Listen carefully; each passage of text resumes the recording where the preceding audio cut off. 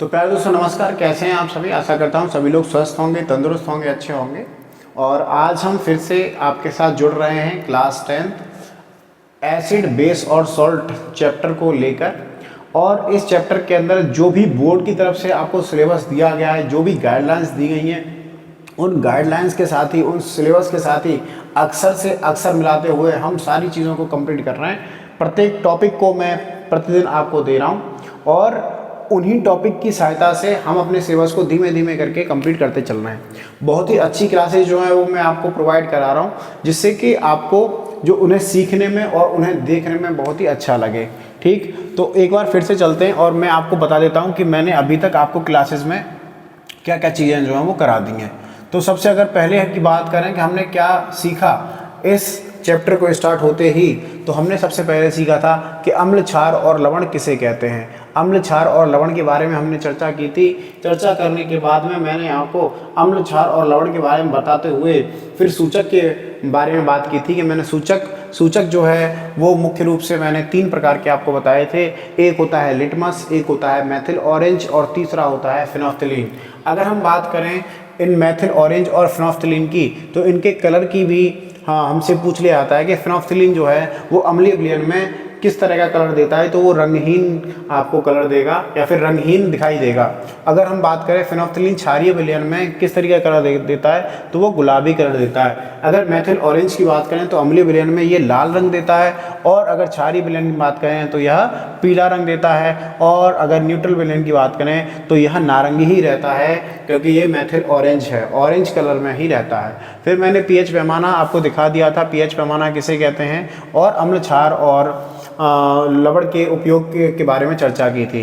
उसके बाद में जो आपको बोर्ड के सिलेबस के अकॉर्डिंग जो आपको टॉपिक दिया गया है H+ और OH- आयनों के आधार पर परिभाषाएं बताइए, तो वो मैंने आपको बता दिया था। और उसको बताते हुए हमने जो अम्ल, क्षार और लवण के सामान्य गुणधर्म, उदाहरणों और उपयोगों के बारे में हमने चर्चा की थी। और चर्चा करने के बाद आज की जो क्लास है वो आपकी बन रही है पीएच पैमाने के ऊपर, जो कि उसकी हम अवधारणा के बारे में पढ़ेंगे कि वह किस तरह से कार्य करता है और पीएच पैमाना क्या है, और पीएच पैमाने के उपयोग के बारे में हम बात करेंगे।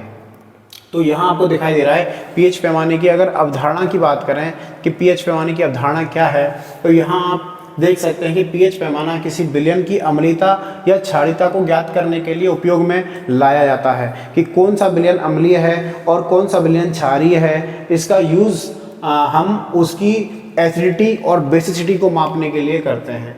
ठीक, अगर हम पीएच की बात करें, पीएच क्या है, तो पीएच का अर्थ है पावर ऑफ हाइड्रोजन। ठीक है प्यारे बच्चों, आप इन्हें ऐसे पॉइंट बाई पॉइंट अगर लिखेंगे तो आपको ये सारी चीज़ें जो हैं वो याद रखने में बहुत ही आसानी होगी।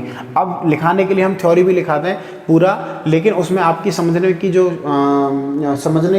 जो क्षमता रहेगी वो कहीं ना कहीं कमज़ोर रहेगी, आप उसे इतना बखूबी तरीके से समझ नहीं पाएंगे। तो यहाँ देखिए पीएच का जो अर्थ है वो क्या है, पावर ऑफ हाइड्रोजन। और यहाँ आप देख सकते हो तो पी को हम स्मॉल बनाते हैं और एच को हम क्या बनाते हैं, capital. Means power of hydrogen की बात करते हैं। बिलियन में पावर ऑफ हाइड्रोजन की बात करेंगे, मीन्स अगर बिलियन के अंदर हाइड्रोजन की सांद्रता कैसी होगी, अधिक होगी। Means hydrogen plus ion, H+ ion की जो सांद्रता है वो अगर अधिक है तो वह जो विलयन होगा वह उतना ही अधिक क्या होगा, अम्लीय होगा।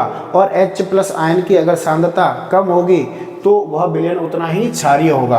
अगर हम बात करें पैमाने की, तो इस पैमाने में 0 से लेकर 14 तक के क्या होते हैं, अंक होते हैं। और पीएच का मान विलयन में H+ आयनों की सांद्रता पर क्या करता है, निर्भर करता है।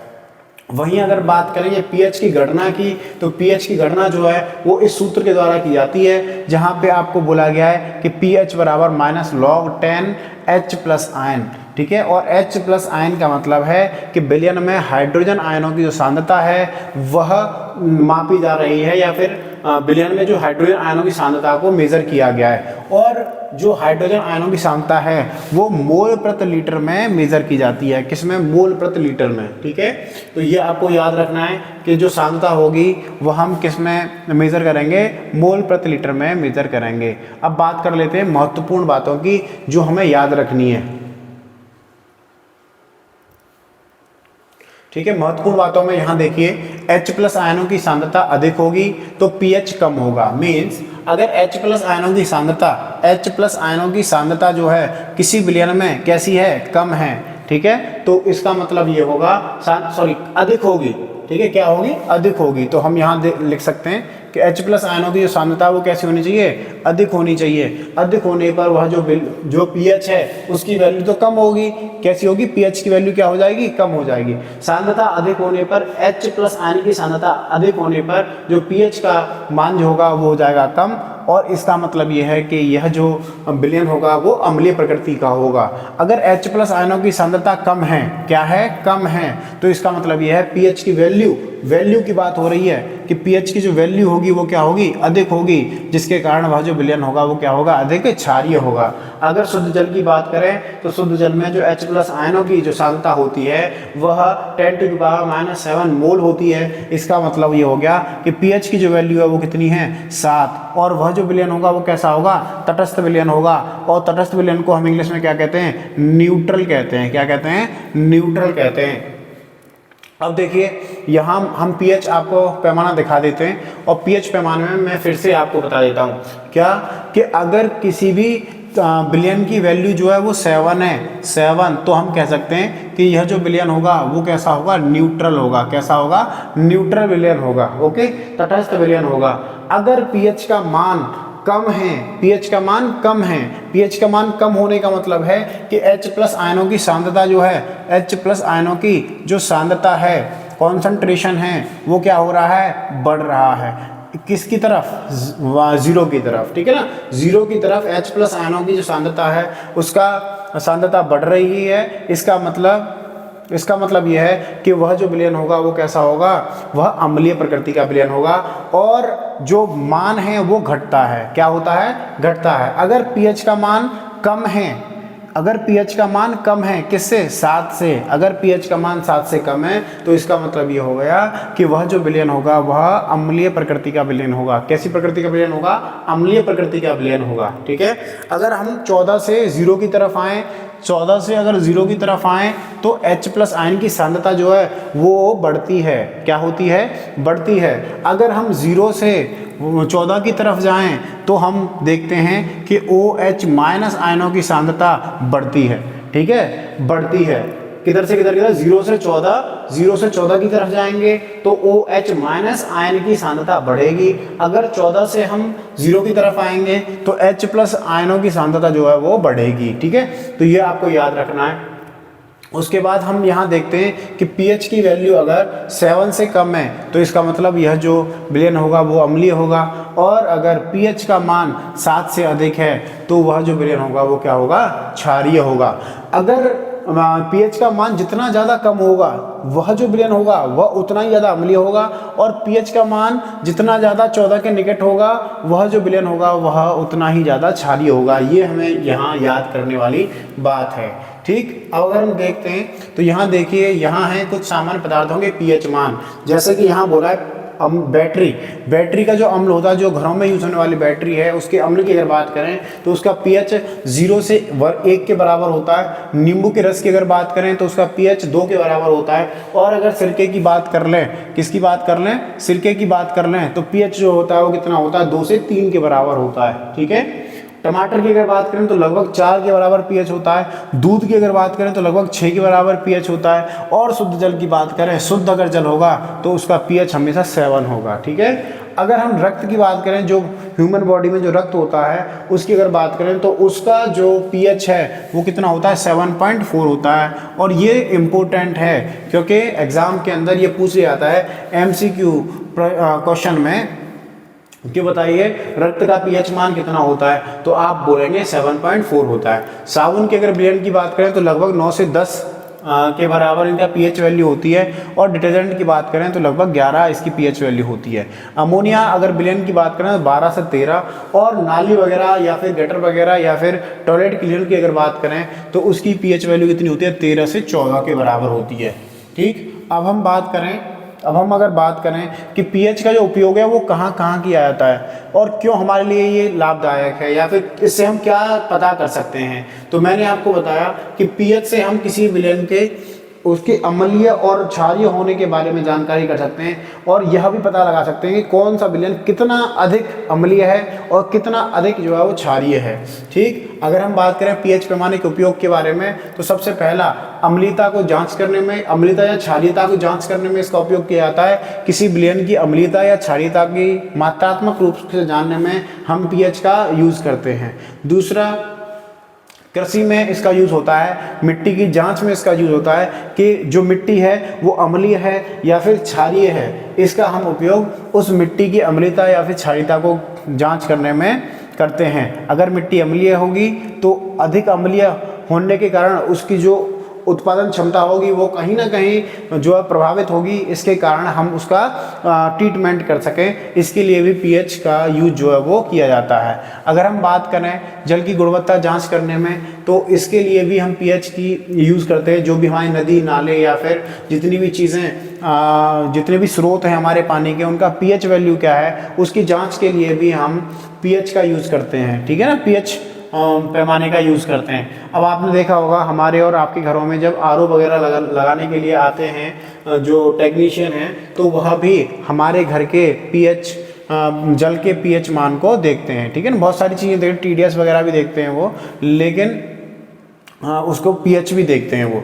तो देखिए, चौथा है औद्योगिक उद्योगों में पीएच का यूज जो किया जाता है और कहाँ किया जाता है। जैसे रासायनिक उद्योगों में विभिन्न प्रक्रियाओं के नियंत्रण और उत्पादन की गुणवत्ता बनाए रखने के लिए भी पीएच का यूज़ किया जाता है। ठीक है, अब यहाँ अगर देखें तो मानव स्वास्थ्य में, जैसा मैंने आपको बताया कि हमारे जो ब्लड का पीएच वैल्यू होती है वो 7.4 होती है। अगर पीएच हमारे ब्लड का थोड़ा बहुत कम ज़्यादा भी हो गया तो कहीं ना कहीं वो हमारे स्वास्थ्य के लिए हानिकारक होगा। तो उसको बनाए रखने के लिए या फिर उसकी माप के लिए, उसकी जांच के लिए भी हम पीएच का यूज़ करते हैं। जैसे यहाँ देखिए, हमारे शरीर में विभिन्न द्रव जैसे रक्त, लार, आंसू, पेट का रस आदि के पीएच को नियंत्रित रखना आवश्यक होता है। हमारे पेट के अंदर HCl एसिड होता है, ठीक है, जिसका कार्य होता है भोजन को पचाना ना। तो अगर मान लीजिए अगर हम ज़्यादा कुछ तेलिया चीज़ खा लेते हैं तो हमारे शरीर का जो पीएच है, जो हमारे शरीर की अम्लीयता है, जो पेट के अंदर एसिड है, वो उसकी जो स्ट्रेंथ ऑफ हाइड्रोजन है वो बढ़ जाती है, मतलब पावर ऑफ हाइड्रोजन बढ़ जाती है, जिसके कारण हमारे पेट के अंदर एसिडिटी बन जाती है। और एसिडिटी बनने के कारण हमारे पेट के अंदर जलन होने लगती है, और जलन को शांत करने के लिए हम किसी क्षारीय चीज़ का उपयोग करते हैं। उस क्षारीय चीज़ का उपयोग करते हैं जिससे कि हमारे पेट की जलन जो है वो शांत हो। तो इसलिए भी पीएच जो है वो आवश्यक है। अब मुझे कमेंट में ज़रूर बताइएगा कि कौन सी ऐसी क्षारीय प्रकृति की वस्तु का हम उपयोग करते हैं जिसके द्वारा हमारे जो हमारे पेट की जलन है वो ख़त्म होती है। अब यहाँ देखिए, दवाओं के निर्माण में भी हम इसका यूज़ करते हैं। यहाँ पर दवाओं की प्रभावशीलता और स्थिरता के लिए उपयुक्त तो पीएच महत्वपूर्ण होता है। ठीक है, दैनिक जीवन में जितने भी शैम्पू, कॉस्मेटिक, क्रीम, पाउडर, ये जितनी भी चीज़ें हम लगा रहे होते हैं उनको जानने के लिए भी पीएच जो है वो उपयोगी है। अगर हम बात करें पर्यावरण संरक्षण में, तो वायु, जल और मिट्टी में प्रदूषण के प्रभाव का अध्ययन करने के लिए हमें पीएच जो है वो ज़रूरी रहता है, पीएच की आवश्यकता होती है। अब यहाँ अगर बात करें कुछ चीज़ें ऐसी जो हमें याद होनी चाहिए, और वो क्या है कि पीएच पैमाना 0 से 14 तक होता है। कहाँ से कहाँ तक होता है? 0 से 14 तक होता है। अब ये कंफ्यूज मत होना कि 1 से 14 नहीं होता, 1 से 14 नहीं होता। कहाँ से कहाँ होता है? 0 से 14 होता है। ठीक है ना। अगर पीएच की वैल्यू कम है, क्या है? कम है 7 से, तो वह जो विलयन होगा, वह जो पदार्थ होगा, वह क्या होगा? अम्लीय होगा। अगर पीएच का मान 7 के बराबर है तो वह जो विलयन होगा वो न्यूट्रल होगा, तटस्थ होगा। और अगर पीएच मान अगर 7 से बढ़ा है तो वह जो विलयन होगा वो क्षारीय होगा। अगर पीएच के मान की अगर बात करें तो H+ आयनों की सांद्रता के ऊपर यह निर्भर करता है। H+ आयन जितने अधिक होंगे किसी भी विलयन के अंदर, तो वह 0 के पास उसकी वैल्यू जाएगी, जिसके कारण उसे हम कह सकते हैं कि वह उतनी ही ज़्यादा क्या है? अम्लीय है। अगर 0 से हम 14 की तरफ चलेंगे, 0 से अगर 14 की तरफ चलेंगे तो OH- आयन की जो सांद्रता है वो बढ़ेगी, और 14 से 0 की तरफ आएंगे तो H+ आयन की सांद्रता जो है वो बढ़ेगी। अगर हम बात करें पीएच पैमाना हमारे दैनिक जीवन, उद्योग, कृषि, स्वास्थ्य, पर्यावरण आदि के लिए बहुत ही उपयोगी होता है। कुछ चीज़ और याद रखने के लिए, और ये ज़रूरी है, अगर कोई पूछे कि पीएच का मान क्या है, पीएच क्या होता है, तो हम बता सकते हैं कि पीएच को हम अगर जान लेंगे तो हम ये पहचान लेंगे कि कोई सी वस्तु कितनी अम्लीय है और कितनी क्षारीय है। तो पीएच जानो, अम्ल क्षार को पहचानो। तो इसी के साथ ही हमने आज की क्लास में क्या क्या किया मैं एक बार आपको बता देता हूँ। मैंने आपको बताया है पीएच पैमाने की अवधारणा और पीएच पैमाने के उपयोग, जिसमें पीएच पैमाने की अवधारणा के बारे में हमने देखा था और कुछ महत्वपूर्ण बातों के बारे में जानकारी ली थी। फिर मैंने पीएच के बारे में आपको बताया पैमाना क्या होता है, और पीएच पैमाने के बाद में जितनी भी चीज़ें हैं, जो बेसिक चीज़ें हैं, उनके पीएच वैल्यू कितनी होती है। उसके बाद पीएच पैमाने के उपयोग के बारे में मैंने आपको जानकारी दी और कुछ चीज़ें जो हैं वो मैंने आपको याद कराई। ठीक है, तो इसी के साथ ही आज की क्लास जो है वो यहीं पर विराम होता है इस क्लास का। अगली क्लास में हम मिलेंगे और अगली क्लास में मैं आपको इसी तरीके से बहुत ही रोचक ढंग से सारी चीज़ों को कवर कराऊंगा। तो आप मुझे दीजिए विदा, मिलेंगे अगली क्लास में। बहुत बहुत धन्यवाद।